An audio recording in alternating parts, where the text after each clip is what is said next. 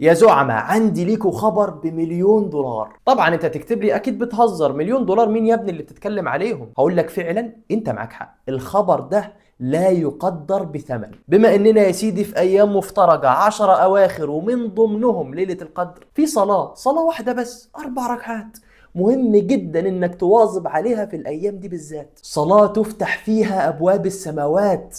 يعني ايه الكلام ده؟ يعني بإذن الله دعوتك مستجابة أثناء الصلاة، وهي صلاة تسمى بصلاة الزوال. لو ما سمعتش عنها وأول مرة تسمع الاسم ده، شارك الفيديو لغيرك عسى يستفيد ولكم الأجر. طب بنصليها إمتى بالظبط؟ ما بين أذان الظهر، بعد ما المؤذن يخلص أذان الظهر لحد الإقامة بنصلي صلاة الزوال في الوقت ده. وأثناء صلاتك يا سيدي أكثر من الدعاء بصلاح الحال، بالرزق، بالهداية، واهم حاجة في دعائك اوعى تنسى الزعيم. احنا بنعاني يا ابني، ادعي لنا في صلاتك، ادعي لنا في صلاتك، عسى دعوة واحد مننا تكون مستجابة. اتمنى اكون فدتك في الفيديو، لو فدتك يا سيدي فيد غيرك بالشير، وبس كده.